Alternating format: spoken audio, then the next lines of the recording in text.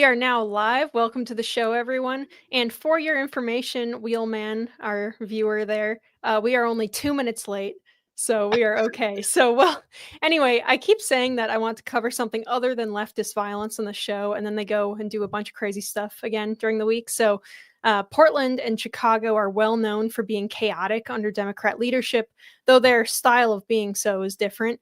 We'll talk about that and how the government is responding. As for policy, this week Trump again threatened to levy tariffs on films produced outside the United States, and no one quite seems to know what he means by that, so we're going to talk about that. And on Unhinged, we are going to look at two Democrat representatives who really need to learn some emotional regulation and also install probably new brain-to-mouth filters. We are going to talk about all of this in episode 514 of the In the Tank podcast.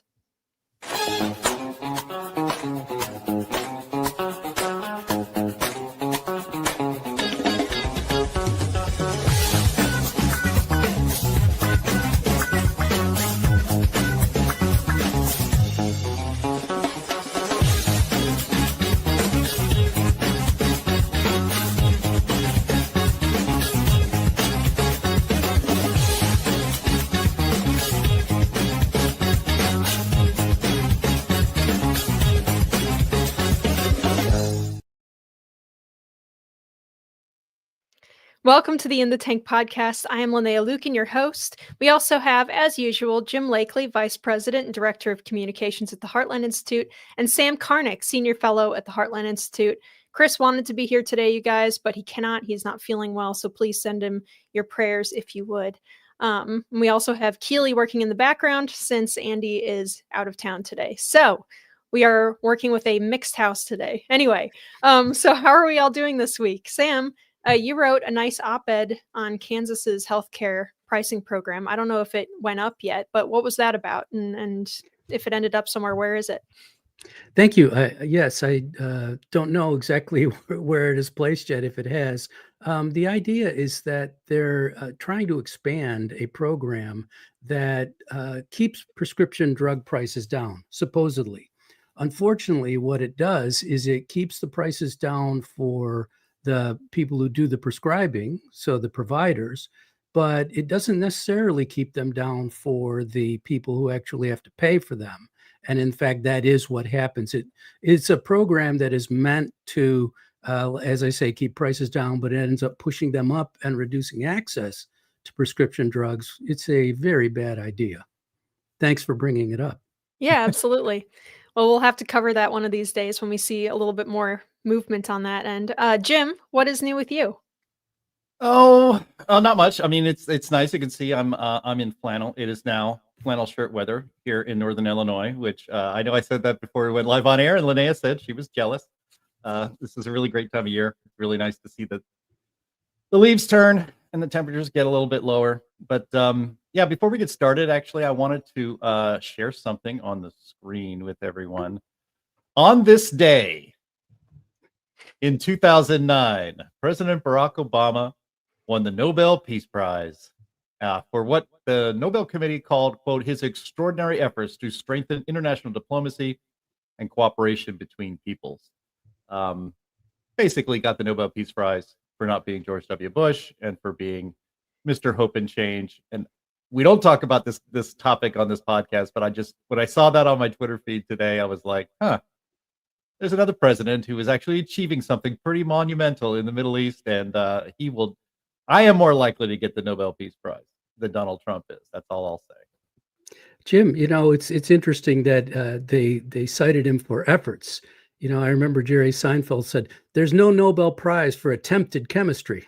That's true. Well, I saw someone on X comment that they hope that Trump does not get the Nobel Prize because then it would offer a thin sheen of legitimacy to a illegitimate program if he were to actually get it. So let's just let it die. How about that? Well, you know what? They'll give it to Greta Thunberg. Yeah. She's the one who actually brought peace to the Middle East. So, yeah. For sure.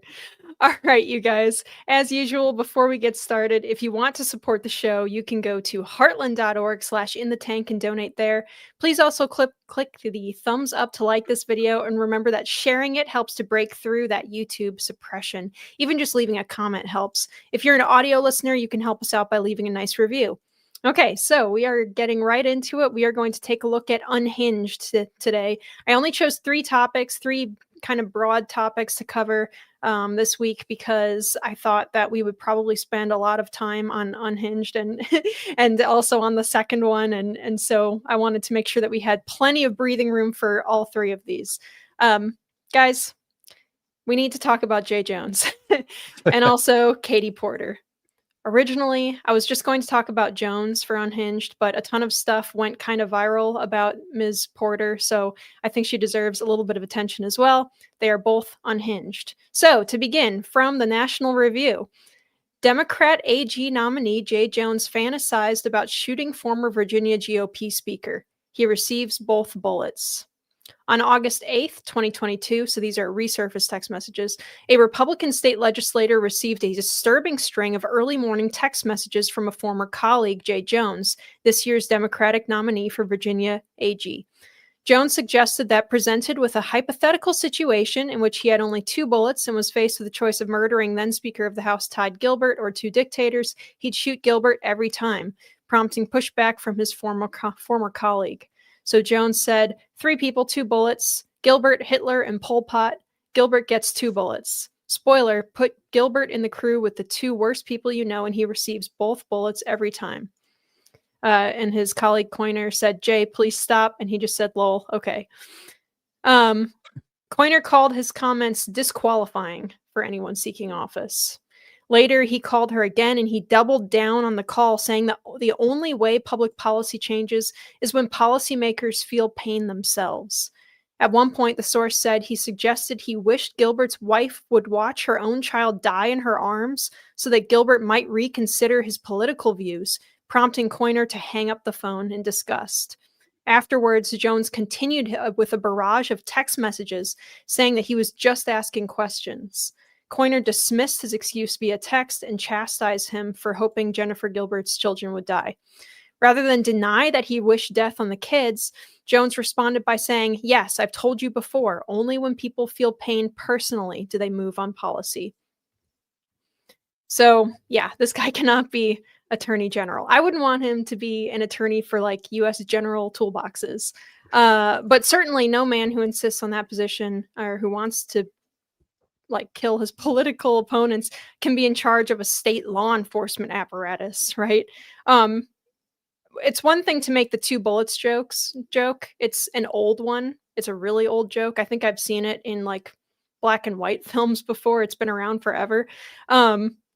But it's another to double down and then keep digging and make it worse as you double down. It is so bizarre. It's the weirdest behavior I've seen.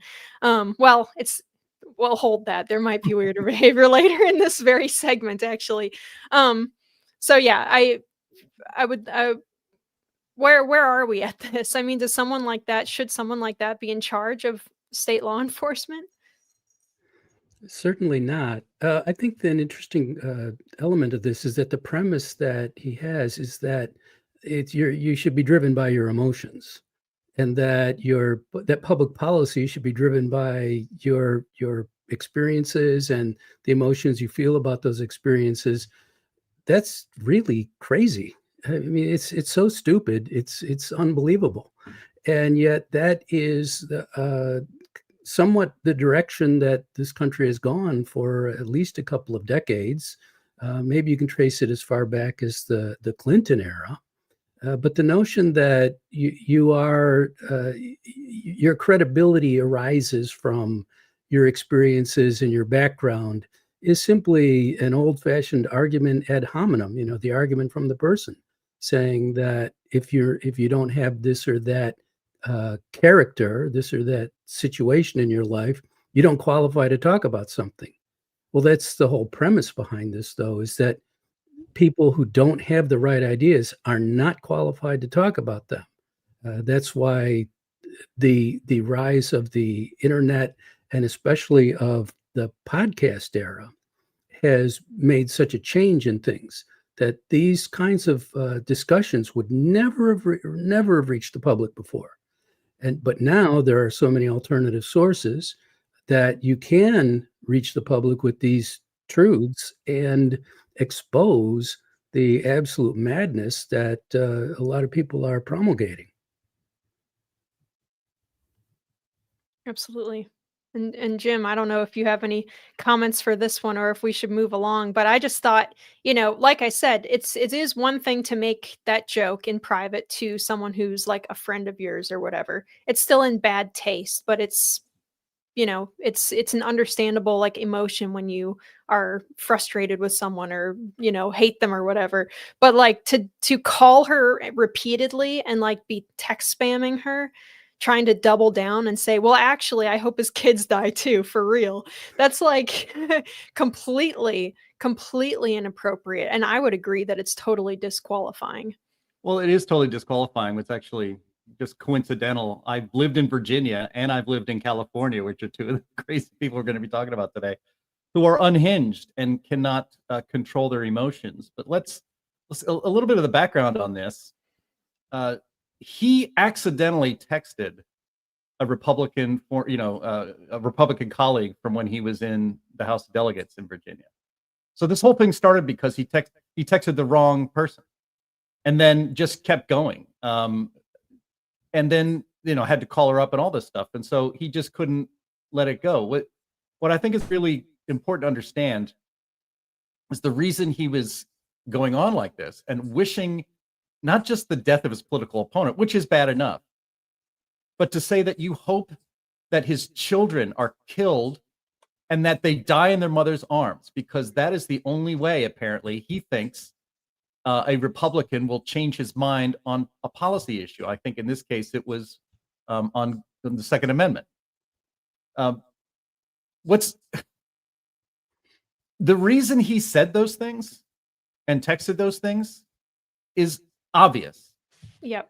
One, he believes them, and two, he talks like that all the time with his own friends.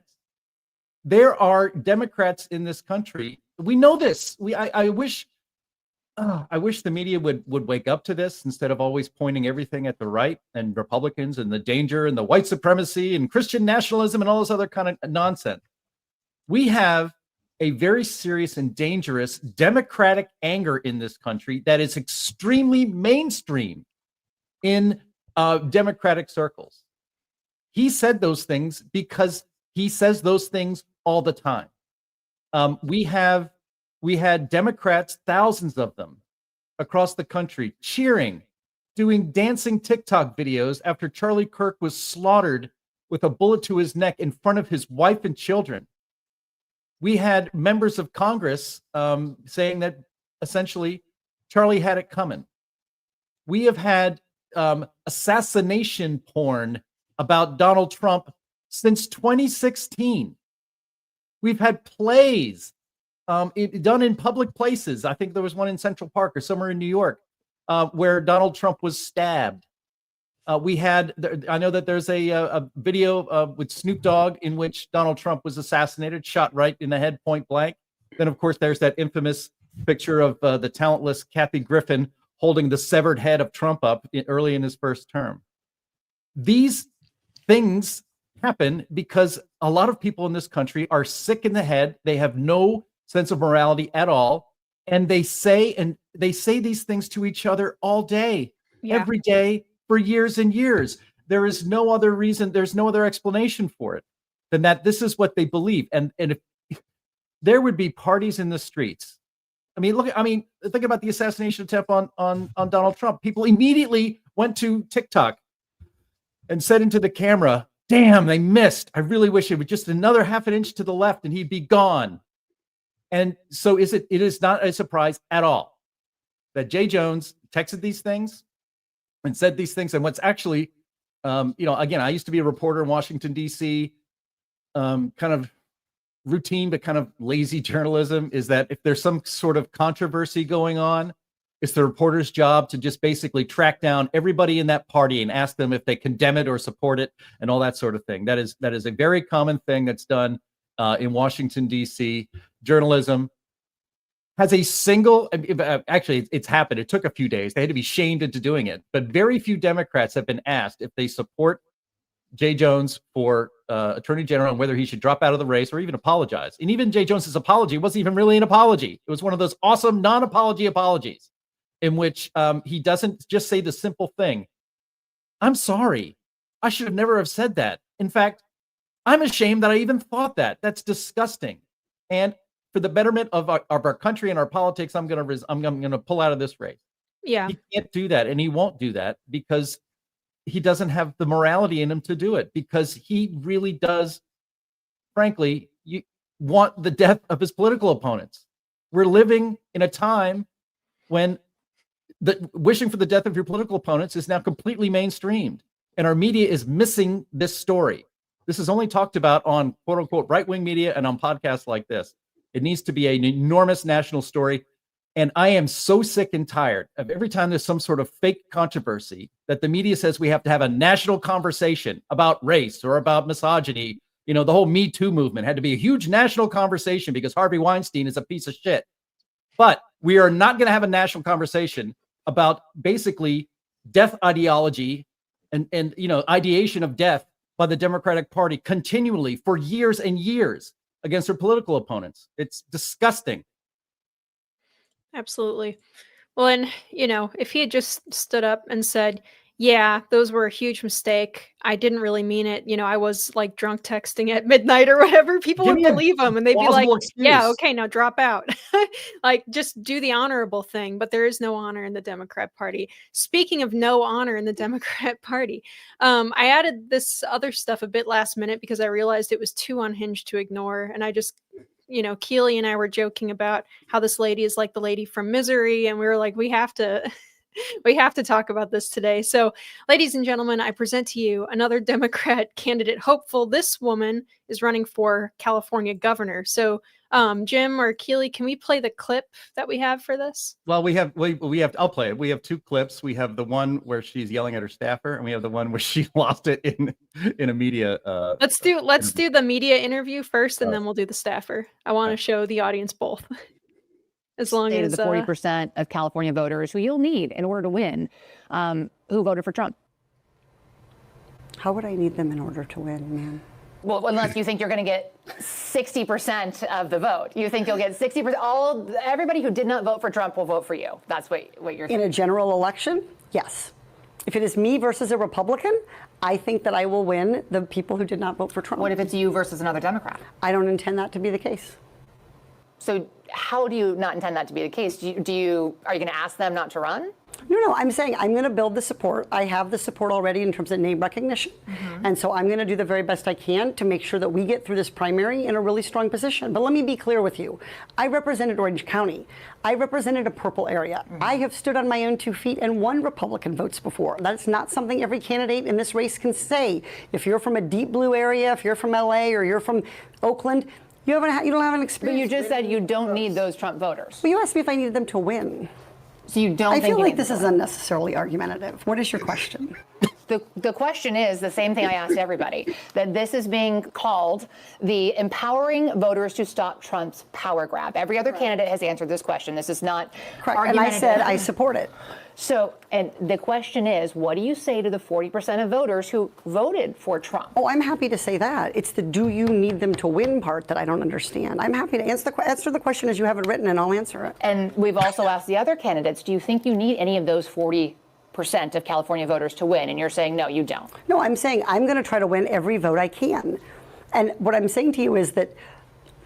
Well, to those voters. Okay, so you... I don't want to keep doing this. I'm going to call it. Thank you. You're not going to do the interview with us? Nope, not like this. I'm not. Not with 7 follow-ups to every single question you ask. Every other candidate has answered our follow-ups. I don't care. I want to have a pleasant, positive conversation in which you ask me about every issue on this list. And if every question you're going to make up a follow-up question, then we're never going to get there. Ms. And Porter, we're just going to circle around. I am an investigative I have never reporter. had to do this before, ever. You've never Yeah. had to have a end an conversation interview. with To end a an reporter? interview. Okay, but every other candidate has done this. What part of I'm me? I'm running for governor because I'm a leader. So I am going to make. So you're not going to answer questions from reporters? Okay, why don't we go through? I will continue to ask follow-up questions because that's my job as a journalist, but I will go through and ask these, and if you don't want to answer, you don't want to answer. So nearly every legislative... I don't want to have an unhappy experience with you, and I don't want this all on camera. I don't want to have an unhappy experience with you either. I would love to continue to ask these questions so that we can show our viewers what every candidate feels about every one of these issues that they care about. And redistricting, it's a massive issue. We're going to do an entire story just on the responses to that question. And I've asked everybody the same follow-up questions. Yikes. I'm that guy too. Holy crap. Yeah, this guy. Yeah, he's like, what? Oh man. Wow. So yeah, and actually, Jim, it just like crossed my mind. In addition to the lady from Misery, who she also reminds me of, is Admiral Holdo. Yeah. Which, if you think about it, so that's my yeah. It's the whole. It was her line about like I'm a leader. And it's like, oh, okay, well you're a bad one, like a really bad one. Just amazing. I mean, what is there to say about that, really? She's lovely, really. She's a lawyer. She was once a representative from California. It's like she's insisting that she's never like had follow-up questions before, and they're not hard questions. All she has to say is, oh, do you need extra Republicans to win? And she can say, well, we'll see. I'm going to try and get every vote that I can. And then the reporter would say, okay, and would move on. And she would ask her, how does this work? Or what would you say to the 40% of people that voted for Trump to get them to vote for you? And all she had to say was, look around. Is this really the America that you want? Blah, blah, blah, that kind of thing. Like, it just boilerplate, easiest answers ever. And yet she just immediately loses it. It's amazing to see. She's never had to do it. She's been in a safe seat, and it's easy for her to get by. And all she has to do is throw out the normal talking points and say, Trump bad, Trump man, orange man bad, and so on and so forth. And nobody questions her about it. The fascinating thing about modern day media is that there is an alternative, that this material can get out, and now these people will be called out on it. If you spare the rod, you spoil the child, and we've turned our politicians into children, and the only way to do that is to question them on these things. And when they act like as they are prone to do, let it be seen and let the public decide if they like that, and they want somebody who is. I don't know if you'll show another clip or anything, but or more information on this. If they want somebody, let's say, who's like this person, then they can have it, good and hard, but they'll be sorry down the road. Yeah, I mean, oh yeah. So this is a little thing, just a little bit of gossip news. So her ex-husband, who divorced her, said that she was like physically and verbally abusive to him throughout their marriage. And yeah, right, could never see that. And she had poured scalding hot mashed potatoes on his head during a fight. That's nice.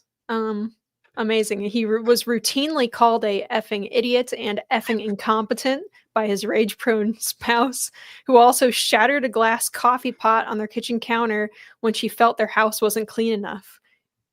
Wow. Misery. Yeah, she's coming at him with that hammer. Kathy Bates. Yeah. Oh my God. Yeah. What's interesting, but actually we're going to play another clip that's a lot shorter, but it's a good one. But you realize what set her off was the question of whether, if she wants any of the 40% of Californians who voted for Trump to vote for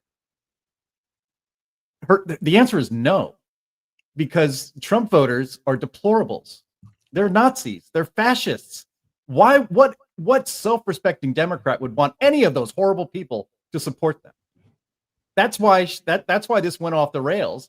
She didn't even have the grace to say that she would want the votes of anybody who supports Donald Trump. He has been so villainized in the eyes of the Democratic Party and the left that to even want their supporters to support you is absolutely verboten. You can't have that. Yeah, that doesn't bode well for the future. So we have this other clip too of how she treats her subordinates. So that's nice. We're going to lose more than 500,000 Californians dying prematurely to air pollution and other problems, and the state could lose. Get out of my fucking shot. I wanted to tell you that that's actually incorrect. It's not that it's electric vehicles. It's that if we don't meet the commitments under the Paris Climate Accord. Okay, it does. Okay, you also were in my shot before that. Stay out of my shot. Okay, I'm going to start again with electric vehicles saving us money. Perfect. Okay. I think she's on a Zoom call, like a Zoom interview with Jennifer Granholm and some other people in attendance on this one. And that's yikes. What a group. Oh boy. Yeah, she's that's some kind of stage thing where they're talking about promoting electric vehicles and all that stuff. This was in 2021. I do love that her staffer is wearing a freaking mask in the background. Of course she is. She's working for a Democrat. But look, do you know how extraordinary it is to be considered the worst of the most horrible bosses in Washington, D.C. and in Congress? Do you understand what an amazing achievement that is? Washington, D.C. is lousy with horrible bosses. The people that end up matriculating into D.C., they get a little bit of power and they go absolutely bananas with it. It is notoriously a horrible place to work. I have friends, college buddies, who end up working on the Hill, have horror stories as long as the day is, can talk about it all day. But Katie Porter was probably one of the top 2 worst people to work for on Capitol Hill, and that takes some doing, and that's an example of it right there. I don't understand why anybody. I'm glad I don't live in California anymore. I might have to have. I mean, it's bad enough as it is right now with Gavin Newsom, but to have this woman being the governor of your state with those crazy eyes and that foul mouth and apparently a violent streak, I don't understand how these people survive in politics, Sam. It's really pathetic, obviously, that somebody would do this kind of thing, but it's really hard to get people to be accountable for their actions. No, why would you bring nowadays. this up on screen? Pardon? Why would you do this? Because Sam's phone keeps going off and he won't turn it off, so I have to distract him. Oh, I didn't know it was audible. Sorry about that. Yeah, Jim, how could you do this to our audience? Yes. So Put that picture away. Yeah, no, I'm not. I'm going to make it. You know what I'm going to do? I'm going to make it. I'm going to do that. That's what I'm going to do. I'm going to full screen. Katie Porter. This is a very serious person here. Dresses up as Batgirl in 2019 on Halloween. She sat in many hearings in that outfit.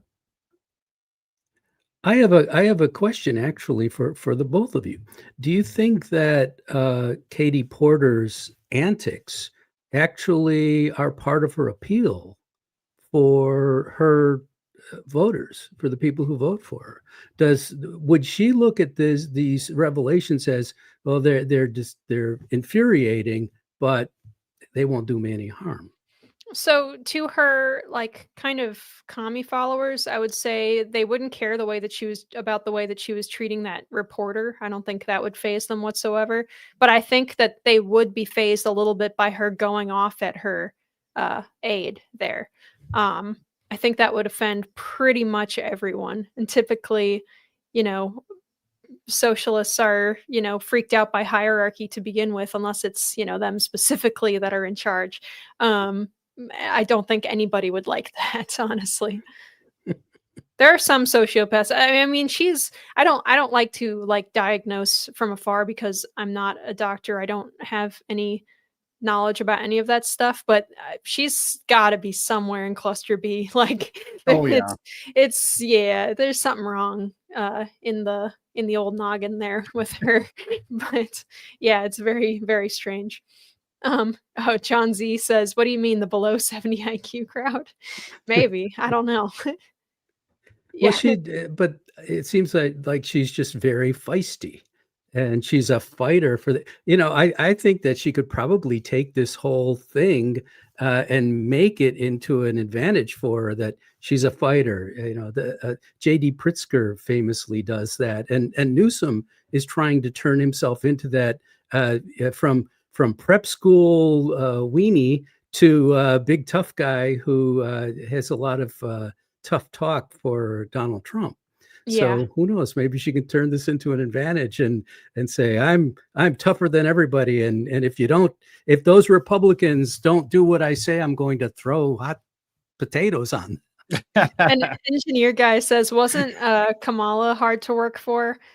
Supposedly yes, but her bad work environment was a different kind of bad work environment. Her bad work environment was like a depressive one, where she was like losing it in the background because she felt like she was losing, and so she was like extremely anxious and upsettable in that way, and would lash out at people over that. But she wasn't like randomly snapping on people. Especially, she at least had the wherewithal and the emotional control to not do that during a live stream. Or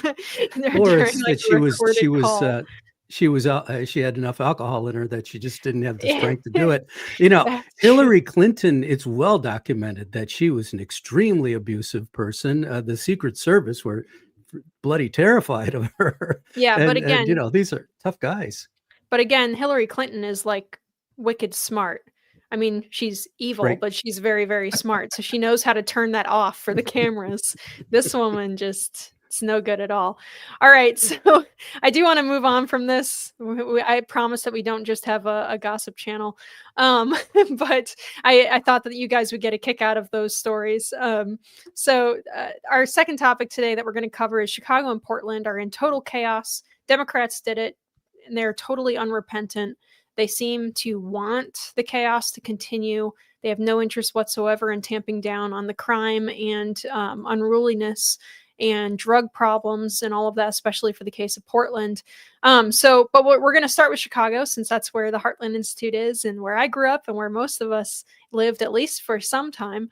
Fox News Digital reports that Mayor Brandon Johnson on Monday signed an executive order creating ICE-free zones across Chicago, limiting the ability of federal immigration agents to use city property and private businesses as staging areas for enforcement actions. The order covers schools, libraries, parks, other city-owned spaces, and allows private establishments to voluntarily participate in a citywide network that protects residents from ICE operations without a valid warrant. The announcement comes after a week of high-profile ICE actions in Chicago, including raids in South Shore, confrontations with residents, and the detention of elected officials, with Johnson described as aggressive and unlawful.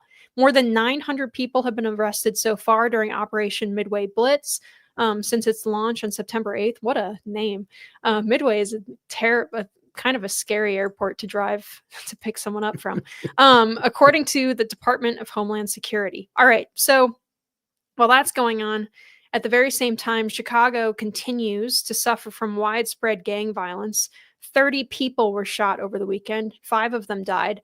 And this might sound unrelated because it's not specifically illegal, but cartel activity or like illegal immigrant related stuff. But cartel activity is a known major factor in gang clashes, even in Chicago.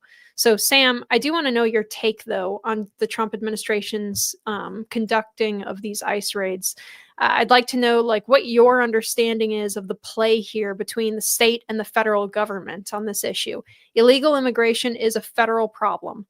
Can a state be a sanctuary like this for illegal immigrants and disallow federal arrests and deportations? Like, is that legitimate? They can't disallow federal arrests and deportations. They cannot do that. They can be a sanctuary state if the federal government doesn't try to go in there and get the illegals out of there. So the problem that you have is that these states are used to getting away with this. And Trump has decided, well, we have the law on our side, so let's go and do this. And he clearly sees an advantage to that, both politically, but also in terms of doing the services that the government is supposed to do. The federal government does have to make sure that we're not being invaded by people who don't belong in this country and who have not gone through the proper channels to get here. That's certainly a federal job. So he has the not just the authority to do it, he has the responsibility to do it. The fact that other presidents have not fulfilled their responsibility doesn't simply throw away that point. So he should be doing this. The problem that you have is that, as I say, the states are used to getting away with this. So they look at it as some kind of weird change that Trump is bringing in, and it must be illegal. It must be unconstitutional to do this. The fact is that it's not.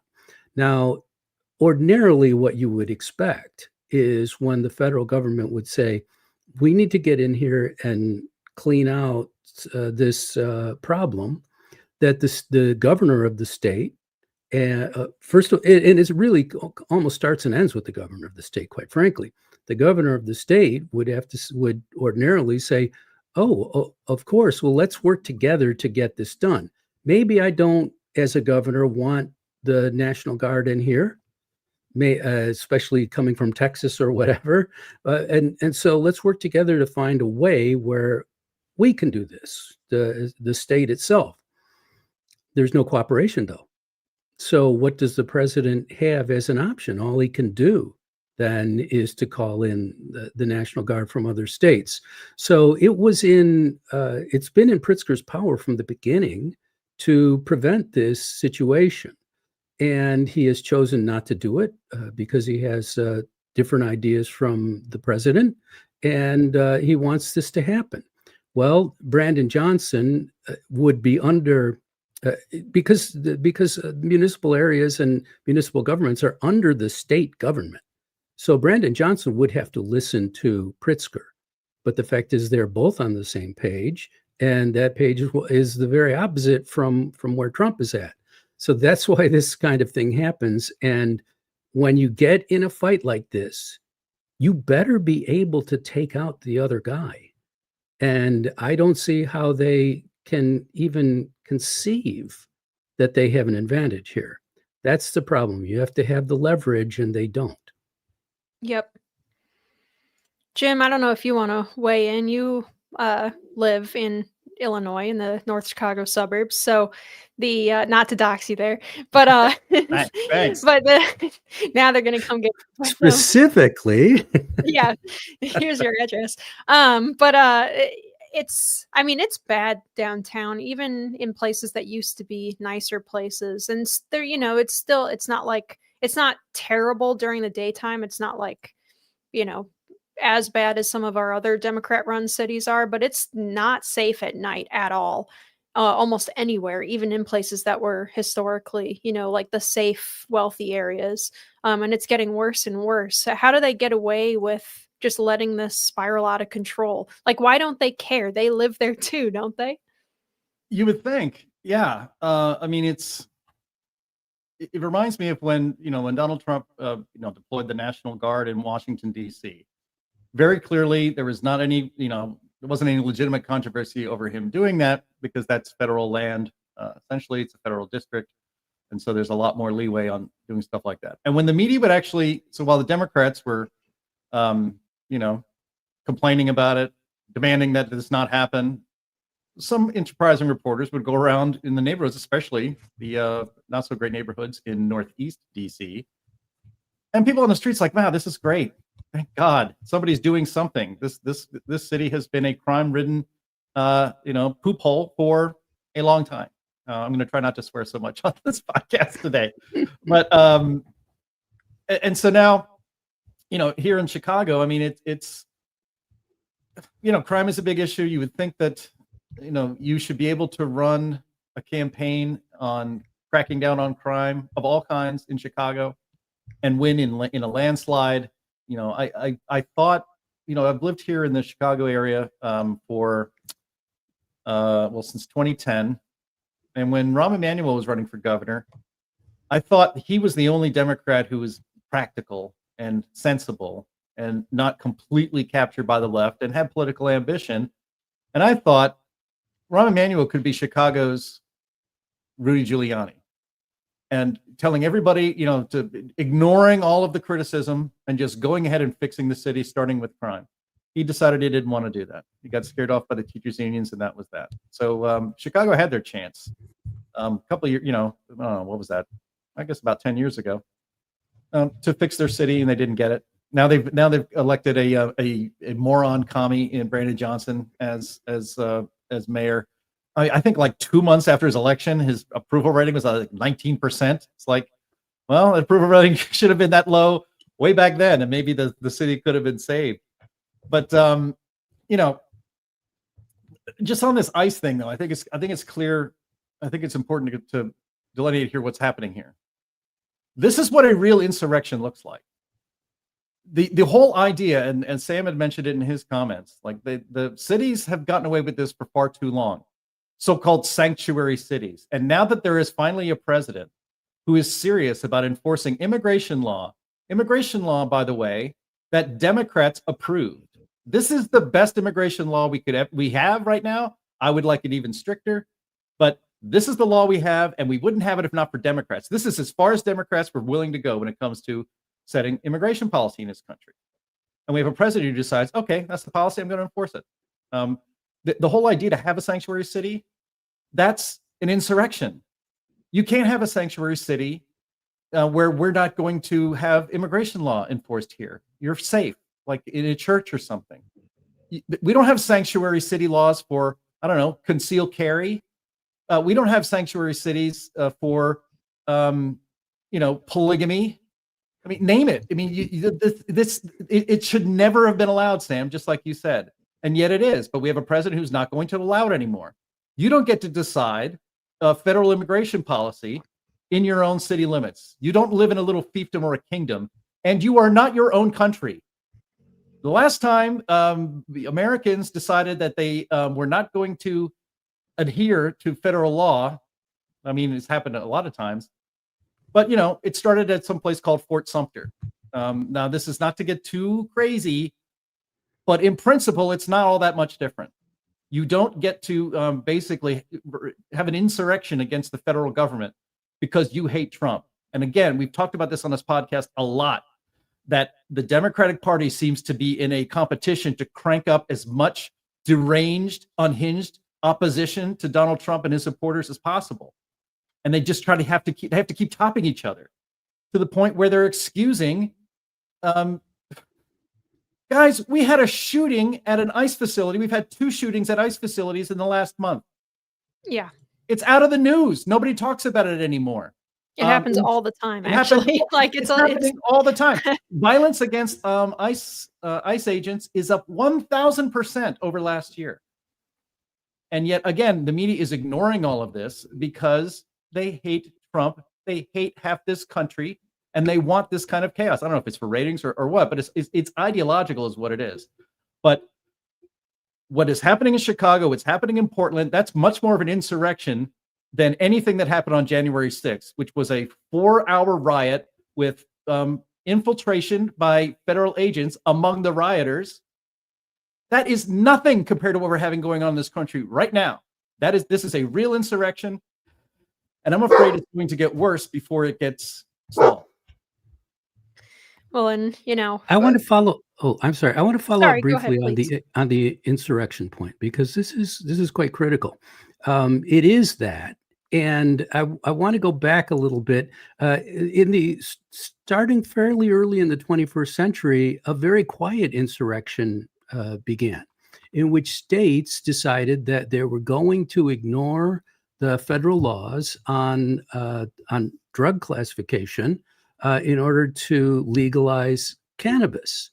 And when states did that, it was sort of a goofy thing. It wasn't seen as some very serious issue, but it really was an insurrection where they were nullifying federal law and saying we're not going to enforce it here, and we're not going to conform our laws to the law of the land, and the laws that are passed by Congress supersede all state and local laws unless they are exempted in some way, or the law is declared unconstitutional.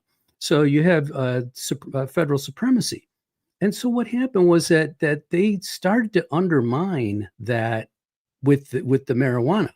That led now to as they started to cut away at things, it led to the current situation where they're actually openly defying federal agents and the actions of the federal government within their borders.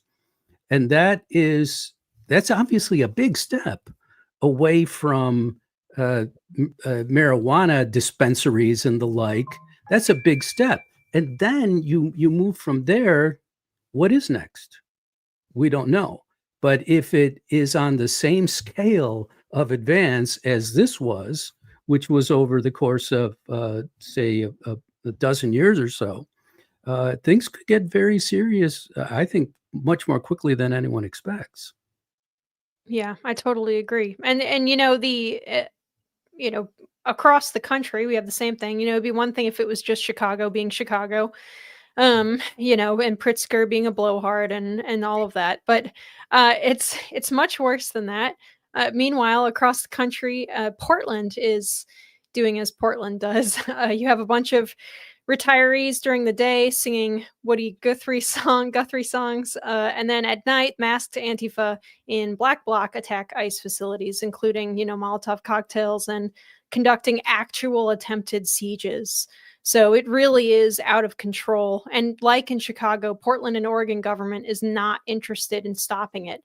I've even seen rumors that Portland PD have a large number of Antifa working in the police department. And so they just simply don't do anything. Breitbart reports that President Donald Trump has authorized the use of troops to protect Portland, Oregon, and any immigration and customs enforcement facilities that are under siege from an attack by Antifa. Trump said, at the request of Secretary of Homeland Security Kristi Noem, I am directing Secretary of War Pete Hegseth to provide all necessary troops to protect war-ravaged Portland and any of our ICE facilities under siege from attack by Antifa and other domestic terrorists. Just yesterday, there was a White House roundtable on Antifa and kind of how their terror cells work.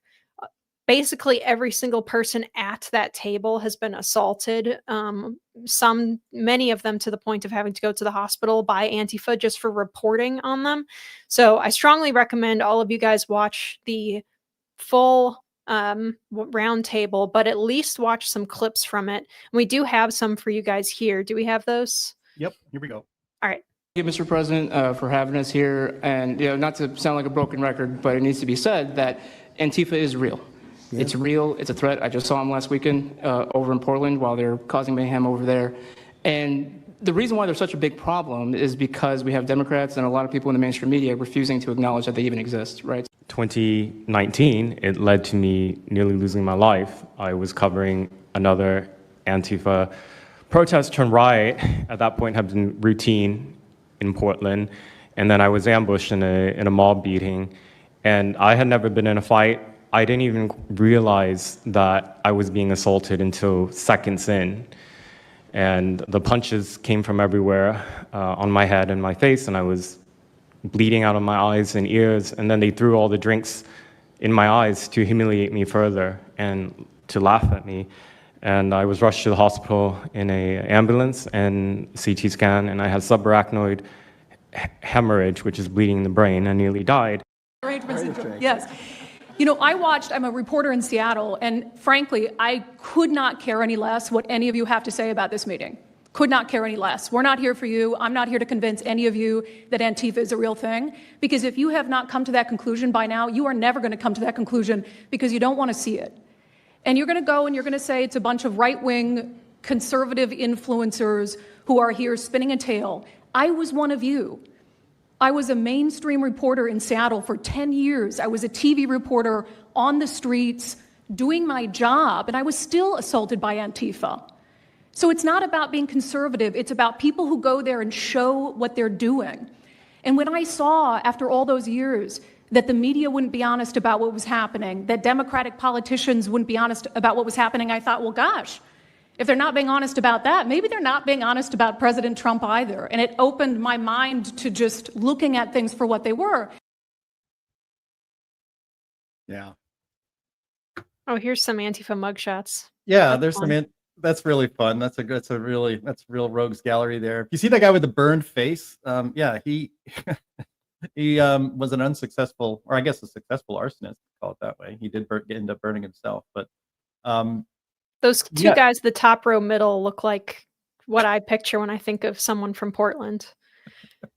With the mustache. Yeah, for sure. I mean, I thought the hipster mustaches were I thought those were out of style. I guess not. So yeah, well done. Head tattoos. I mean, real winners there. What's interesting about that clip, and I definitely encourage everyone, it's very easy to find on social media, or you can just go to C-SPAN and watch the entire summit yourself. The fact that it was necessary to just prove that Antifa is a real thing to some people. Democrats in this country, elected Democrats, keep saying that Antifa is just an idea. Others say, why would you be against an organization fighting fascism? These people, I sometimes, Sam, I don't know, but both of you guys, sometimes I don't know whether these people are just being purposely obtuse, that they know the reality on the ground, but they're just partisans and politically or journalistically, they don't want to let people know what's happening out there on the streets, that left-wing violence is obviously been a major problem for ever since Donald Trump's, ever since 2020. Left-wing violence on the streets. They think that we don't remember. They think we don't remember cities all across this country burning, and that didn't happen by the Proud Boys didn't do that. The Oath Keepers didn't do that. That was Antifa, along with Black Lives Matter, causing complete chaos. Well, I was gonna say, don't you guys remember those halcyon days in 2016 when Antifa was on campuses and they were attacking conservative speakers and people like Milo Yiannopoulos and stuff? It never went away. No, it hasn't. I mean, does anybody remember like Based Stickman? If you remember that, it was one like right-winger guy who right-wingers started showing up armed. Not necessarily with firearms, but with like bats and stuff like that. And then all of a sudden, people started getting arrested when right-wingers showed up wearing body armor. That's when it was like, okay, this is enough. It was one thing when it was Antifa beating people up with no one able to fight back. But now that people are starting to come prepared to fight back, that's when they have to shut it down. It's just disgusting. Like no one cared in these police departments in Los Angeles or in Portland or in Seattle when right-wingers were getting beaten to a pulp. But Antifa thugs were only arrested once there was enough like social local pressure, public outrage, like that bike lock guy who was a college professor at, I think, UC Berkeley. So no, am I wrong about the school? I just pulled the school out of my butt. It was some California school, but I feel fairly confident it was Berkeley. But yeah, I mean, that stuff was crazy. I think the bike lock guy, I might be conflating a couple of them because it just happened all the time back then. But wasn't that at an Ann Coulter and Milo Yiannopoulos speech at UC Berkeley? It was something like that. Anyway, it was crazy. And it hasn't stopped, but people stopped talking about it. And a lot of people stopped pushing back publicly on Antifa because they knew that nothing would come of it. So I'm glad to see that Trump, made them a terror organization, because they are one. And people are like, well, they're not like the KKK, or they're not like some very obvious group that has a particular specific funder and stuff, so therefore they don't exist. And as one of our viewers here, Elysian Kentarchy, said, he's quoting from another tweet, a very popular tweet that makes the rounds, and it's amazing how much leftist discourse is just them pretending not to understand things, thus making discourse impossible. And that's exactly right. Everybody knows that how terror cells work is that they are in cells, so that if one of them gets taken out, or if one group of them gets taken out, like Rose City Antifa or something specifically gets shut down, they've got a million other little pop-up hydras that come all over the place. So that come up all from the woodwork all over the place. So it's just, it's extremely frustrating. It is like whack-a-mole, and that's what it's designed to be like. I just want to mention that your memory is very good. Look at that. This is from a story from 2017. A former East Bay College professor pled not guilty to using a U-shaped bike lock to strike people at a Trump rally in Berkeley last month.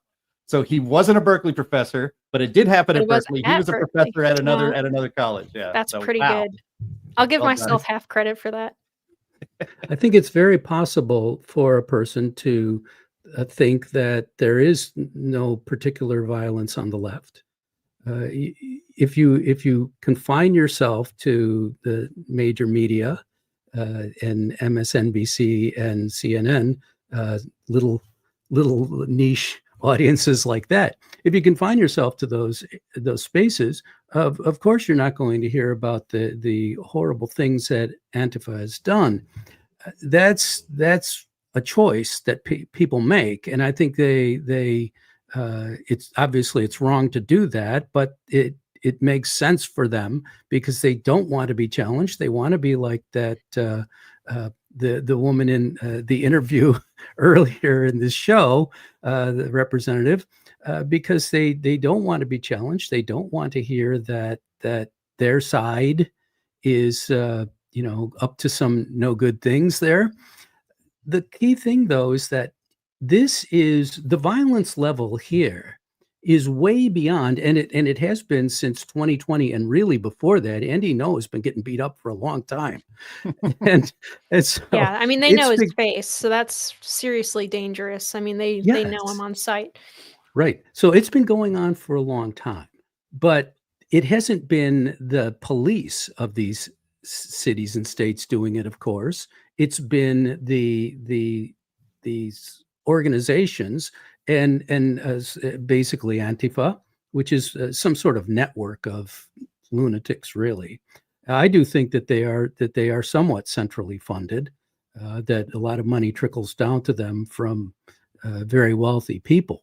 Well, the question though is that why is all this happening in this sort of non-governmental mode, and that's anarcho-tyranny, where the state, the government, decides to let people run wild in order to throw a scare into the public and make the public accept authoritarian action.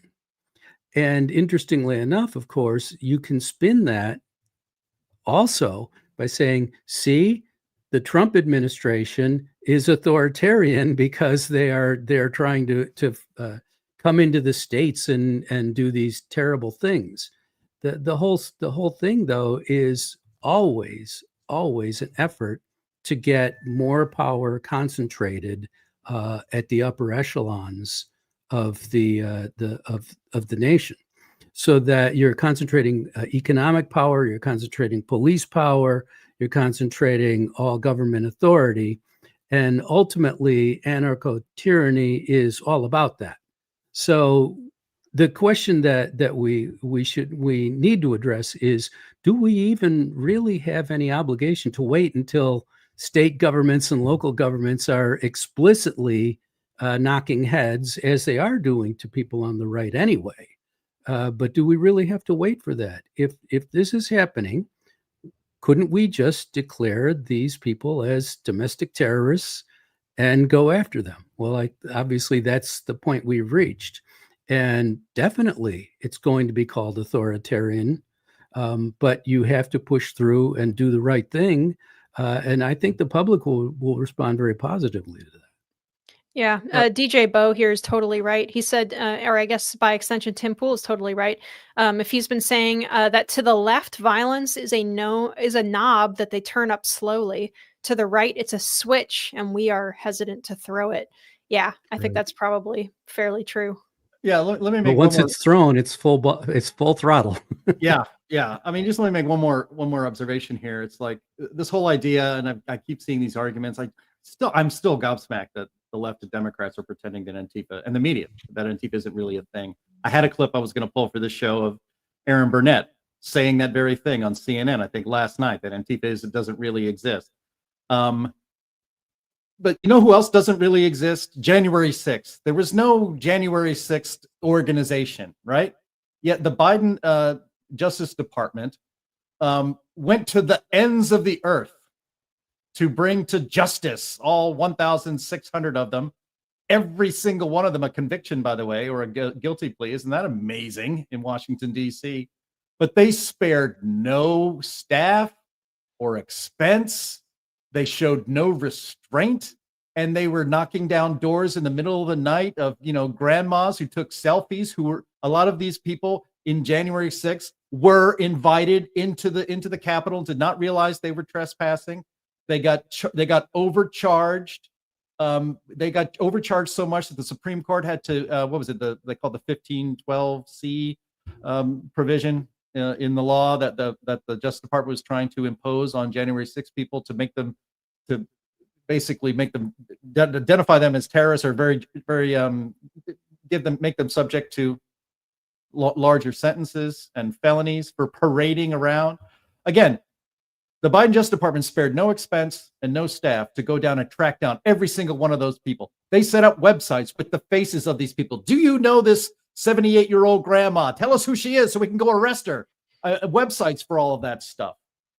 And so now the same media and Democrats who applauded that use of federal law enforcement are now saying that it's impossible, or we shouldn't even try to go after just the people that you can identify and see rioting, assaulting, burning, not just conservatives, but federal law enforcement, setting fire to things and rioting.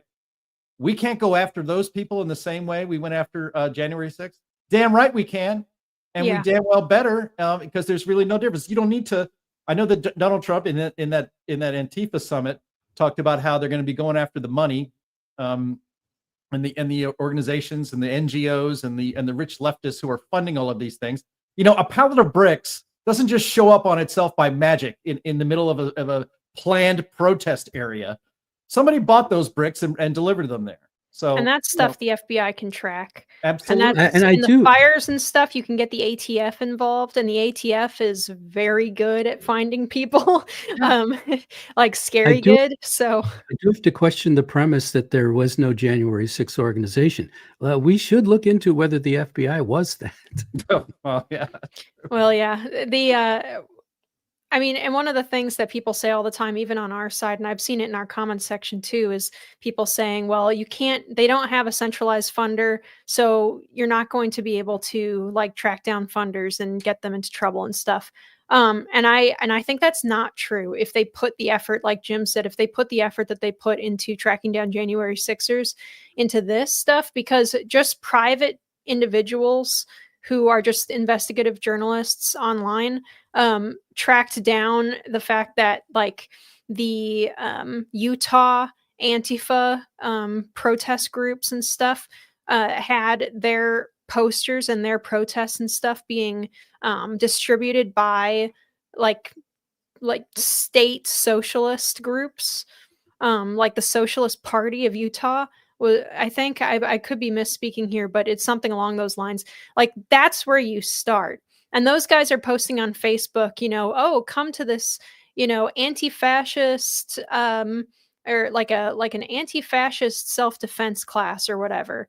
And it has, the same Antifa, colors and logos, and it's got the flag on the poster and stuff. And it's well, maybe they're just using the iconography. But you should still look into that. You can still attend. You could send an FBI agent to this dang Antifa, thing, and they're paranoid about that stuff. So they tend to be kind of careful. But from what I've heard from people who have been embedded in Antifa, they're not all that careful. Especially if you're a white guy, they'll treat you like garbage and they'll treat you suspiciously, whether you're on their team or not.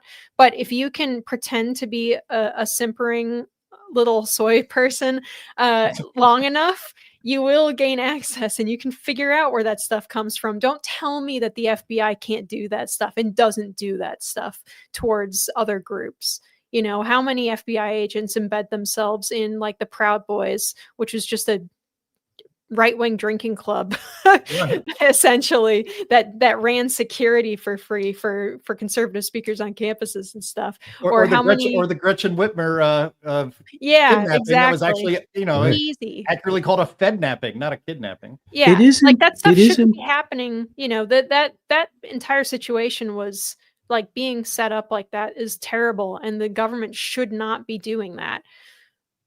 But It is when you important. Oh, sorry. have that power, when the federal government has legitimate power to like embed agents into groups, and whether you think it should be legitimate or not, but if they have that and we're not doing that to take down groups that like Antifa, what are we doing?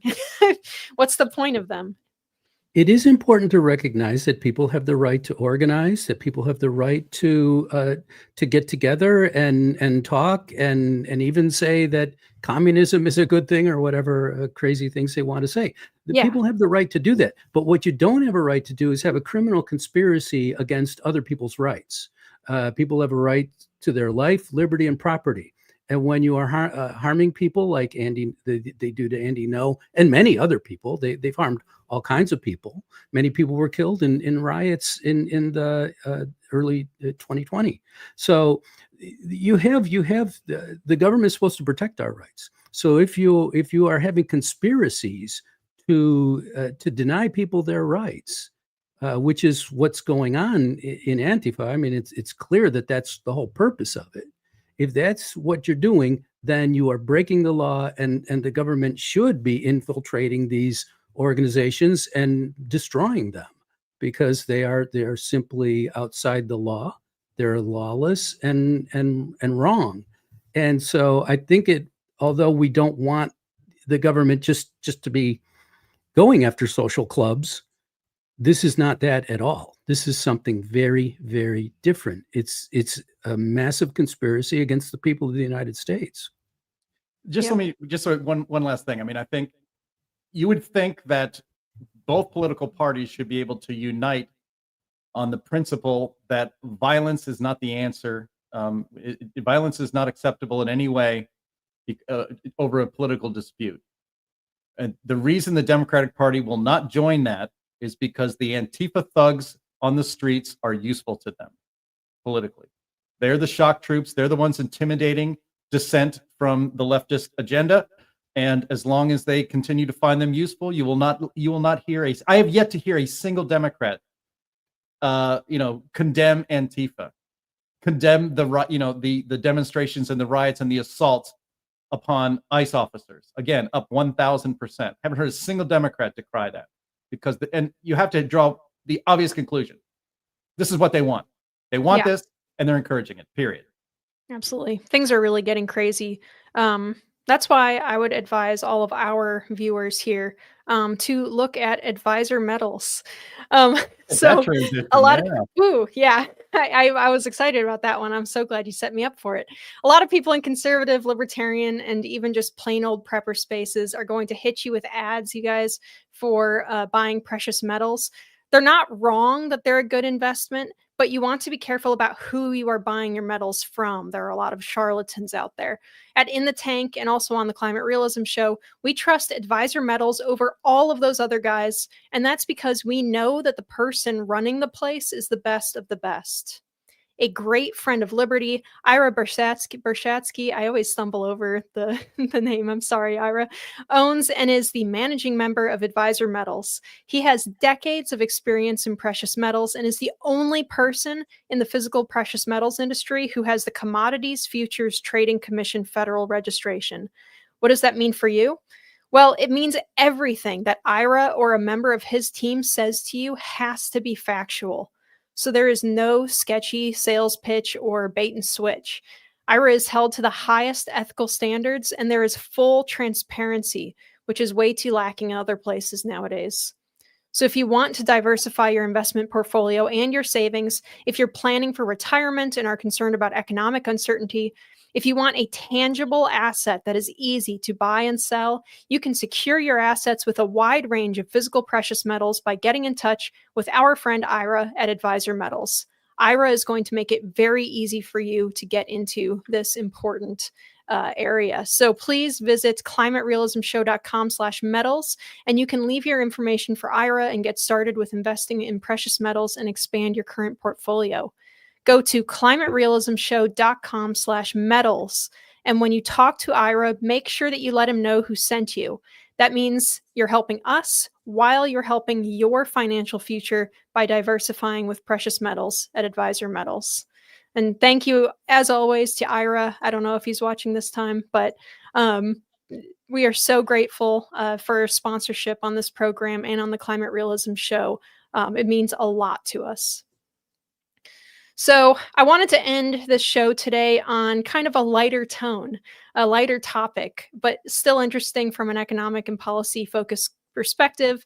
And it's an opportunity for Jim and I to be nerds about pop culture again for a second here. So from the Hill, Trump renews threat to impose a 100% tariff on movies made outside of the U.S. President Trump announced Monday he is imposing a 100% tariff on movies made outside of the United States. Our movie-making business has been stolen from the United States of America by other countries, just like stealing candy from a baby, the president posted on Truth Social. Trump did not specify when the tariff would be imposed. It's also unclear how the administration will calculate the value of a film and how the directive would apply to movies that partially film overseas. The president previously threatened those levies on foreign-made films in May. And he also took the moment to criticize California Governor Gavin Newsom, as always, on Monday, calling him weak and incompetent, which is true. In a Monday morning post on social platform X, Newsom's press office called Trump's move 100% stupid. The governor tried to explain this to Trump months ago, they said, when this was initially proposed, that his actions will cause irreparable damage to the U.S. film industry. Well, we're all going to cry over that for sure. So I want to take this, Jim. This is like, you love the pop culture and the Hollywood stuff, but I am not going to let you have it first. I'm going to pass it off to Sam first, because I want to know what he thinks about this particular tariff idea. I don't know. I mean, everyone has a lot of questions about this. What does he mean? Where will the lines on this tariff be? Does he mean like American films that are filmed outside of the United States, like in Canada, where a ton of them and also television shows are filmed? What if the film is set in another country? Would Lord of the Rings have suffered a tariff for filming in New Zealand? Or does he mean like screenings here of entirely foreign-made films, like the recent anime hit movie Demon Slayer, or popular Korean or Scandinavian horror films, which always do well here? Trump said simply that it would apply to any and all movies made outside the United States. Does he mean it, Sam? Wouldn't it make more sense to just give domestic filmmakers like a tax break to film here or something like that, like a positive reinforcement instead of a tariff on this particular issue? I'd like to know your thoughts here. Thanks, Linnea. The most important thing is to remember that we have to take Trump's statement seriously, not necessarily literally. And the reason he hasn't given any details is because he probably hasn't worked out the details yet, and his team probably hasn't. But what is the serious point behind it? The serious point is that Trump does not care about the benefit and wealth of the film industry. What Trump cares about is the benefit and the health of film workers. So he wants Americans to be working on these films and not people just across the border in British Columbia or Toronto or over in Europe or Asia and so forth. He wants American films he wants as many films as possible to be made with American workers there. So the key thing here, I think, is just to recognize that this is all part of Trump's whole premise as a leader, is that he believes in America first. And for him, the first Americans are working people. The Americans that whose who he has the most concern about are American workers. And this whole issue is simply part of that. So when Gavin Newsom and his office complain and say, well, Trump is stupid and he's going to ruin the industry, they don't get the point. Trump's not worried about the industry. The industry can go blow as far as he's concerned, and it can go blow up and die. And a new industry, a new form of the industry will arise from that, because people do want movies and they do like movies. And I would point out that I have written about pop culture extensively over the years, and I sort of stopped around 2012, 2014, in that range, because it just got to be so bad I couldn't do it anymore. Well, and I But- was going to say, But that's what's happening there, is that Trump is defending American workers, and he just does not give as much of a hang about what the industry looks like that employs them. He would rather have power to the workers than to let's say a multinational corporation that shall remain nameless, but is very woke. He would rather have the power to the workers than to Mickey Mouse's owner. Oh, I gave it away. yeah, we can name and shame Disney on this program. Definitely. We like to do that. Chris Nisbet asks, can Trump please put a tariff on woke movies? And I agree. You know what? This is how we'll do the tariff. I'm going to write this up. I'm going to send it to Trump right now. I'm going to say, if the movie in the box office after the second weekend has a higher critic score than audience score on Rotten Tomatoes, it gets a tariff. that would be a good judgment as to whether or not the movie was woke.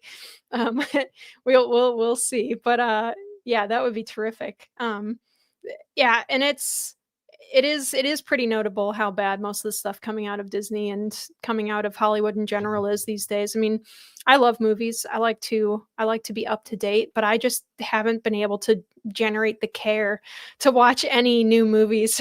The other night I had some time to watch a movie before or like after dinner, and I was scrolling through Amazon's new releases and stuff and looking at Disney's original like new releases. And I was like, man, I'm gonna watch Rear Window because all of this just sucks. I'm not watching any of this garbage. It's that little barfing emoji that always comes to mind. Yeah, exactly. And Jim, you have the jar. I don't have the jar. I haven't made the That's jar right. yet, but you Jim get a pulled Jim a moment. I knew I was going to do that. I have to do one every show. Yeah, the last movie I saw in a theater was Superman, and it was okay. And I can't remember the movie I saw before that. I only go to the movies once a year now. I used to go probably a dozen times a year back in the day. And my wife and I, we're just like you, Linnea, we're watching. We're like, all right, we have had dinner. Let's look around, and we'll scroll around. And it is extremely rare for us to pick a movie that was made after 2010. And that was before all the wokeness stuff happened. It's before Believe All Women or whatever it was, the Me Too movement, and all of that nonsense, and girl bossery and remakes that change the ethnicity of half the characters just because diversity is important. And actually, we saw Sherlock Holmes. I'd never seen Sherlock Holmes with Robert Downey Jr. because I thought, well, why didn't they hire a British actor to play Sherlock Holmes? It's very weird that Robert Downey Jr. would do it. I bet he's terrible. No, he's great. I really enjoyed the movie. It was fantastic. So yes, we watched the two Sherlock Holmes movies back to back. That was 2009 and 2011. So, and it is seriously refreshing to watch quote unquote older movies just from 10 years ago. The difference in tone, talent, writing, it's all so much better just even 10 years ago. There's so little that is really even worth watching these days. But to get it back to the tariffs and Sam's point that you should take Trump seriously, but not literally sometimes. This idea is so crazy that I usually Trump's tariff threat is a negotiating tactic. But what is he negotiating? I don't understand what he's doing here. Because the fact of the matter is, California leftist politics ruined Hollywood. They left because, you know, with the union rules, with all these regulations, it is literally, there was a channel I watched called Film Threat. I recommend that to everybody on YouTube. He had an independent filmmaker on who explained that, you know, he makes movies for like $1 million or $2 to $5 million, and he can't make a film at all in California for that money because of how expensive it is to produce anything in California. Like he got a fine because the wrong union guy picked up the wrong cable on one of his sets and was reported to the union, and he got fined a few $1,000s for like having the best boy pick something up instead of the key grip, right? So, you know, these sorts of regulations are what drove Hollywood out of California. I mean, you think about how many films that you watch. If you watch all the way to the credits, I actually can't remember the last time I didn't see a film that didn't thank the state of Georgia or thank the state of Tennessee, you know, or Texas at the end of that thing. You know, they filmed the X-Files in Vancouver, not just because of the aesthetics, because it was cheaper. This was back in the 1990s. Yeah, they always film any movie basically that says that it's like supposed to have an episode in Colorado or something. They're probably filming it in Vancouver. Like if you have a woods scene, it always is a Pacific Northwest woods, and it cracks me up every time as like a tree, like a nature nerd, and you see those woods with the like heavy fog and the ferns and the moss growing up the trees and stuff, and they're like, yeah, this is Arkansas. You're like, okay. Yeah, well, half the movies that you see that you think are set in New York City are filmed in Toronto. Yeah, you know, and most people can't tell the difference. But you know, but how is this tariff again supposed to work? I mean, I think it's so impractical, and I'm just really curious when we finally find out what he's really getting at here. Maybe it's to get Gavin Newsom to increase, you know, tax breaks to keep more productions in California. I mean, if you ever listen to Justine Bateman, who has become, you know, awake instead of woke over the last, you know, 10 years or so. She has fantastic commentary, and she's been saying for quite a while that Hollywood is dead. There's nothing there anymore, and AI is only going to make it worse and faster. You know, there's the democratization of filmmaking now it's going to accelerate with the rise of using AI to make films. You know, so I don't know what Trump is really getting at here. I mean, if I want to go see, one of the best movies I've seen over the last 2 years is Godzilla -1. I paid $15 for that ticket. Is that ticket going to be now $30 because there's a 100% tariff? Is it on the can of film that comes in? Is it on? yeah. I don't understand. I don't understand how this can be enforced. You know. Yeah. Well, but his intent is to get more filmmaking done in the United States instead of exporting it to Canada and other places. But when you have spent 3 decades disincentivizing making productions in California, in Hollywood, you can't fix that with a tariff, and you can't fix it overnight, I don't think. Yeah, and I do think it's interesting that Newsom has basically said that this will destroy the film industry in Hollywood. You already did that. All your regulations and favoritism toward unions and so forth have already destroyed the film industry.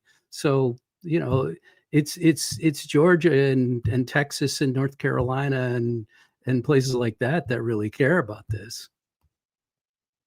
Yeah, absolutely. And you know, I'm all for punishing Hollywood, but you know, punishing them by showing them that their stuff is mostly crap right now. And you know, there was a good article in the Federalist the other day by Evita Duffy Alfonso, who wrote a article saying why Demon Slayer speaks to the soul and Disney doesn't. And she was comparing the income or the box office numbers that a Japanese film got and its scores that it got after its opening weekend. 98% audience and critic score, $70 million on its opening weekend. And DreamWorks and Pixar both had movies come out this weekend, all right, or recently. I didn't hear about either of these. I had no idea that DreamWorks and Disney Pixar both released new movies, and they flopped big time, hard. And the question is, like, why is this stuff making people, like, why is a Japanese, like an anime movie killing it, just slaughtering the box office for like a young adult or a children's film versus like the most famous children's films producers on the planet, right? Very simple. There's no DEI hiring in Japan. Yeah, and I think that's probably true.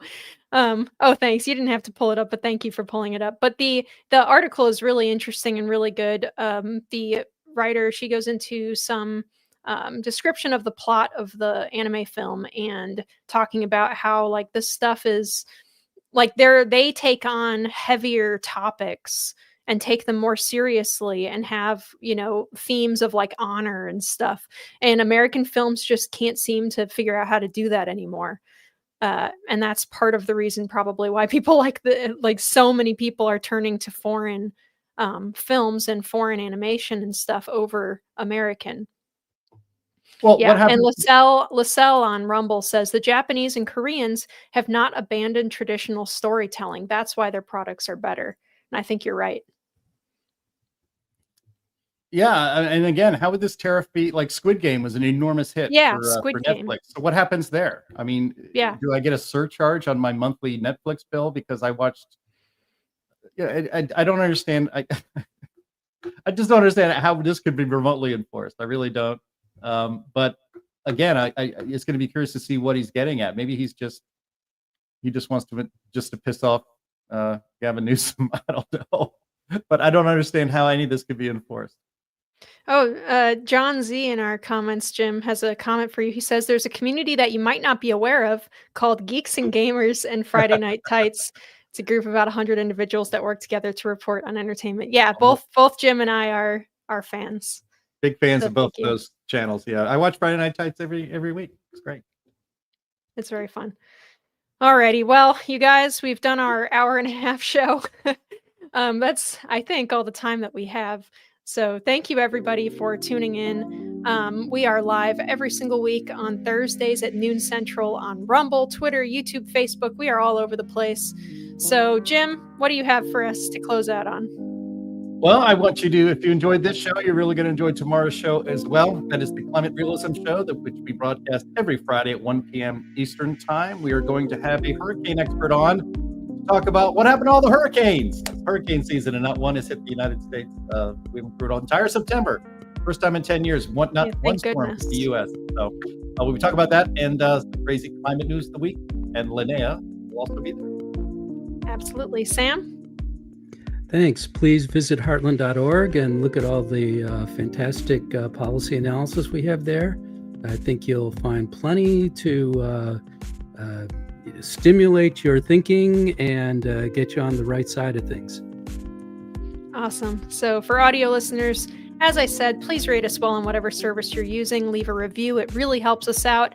Thank you so much to all of our usual panelists and the ones who could not be here as well. So thank you guys. We will see you again next week.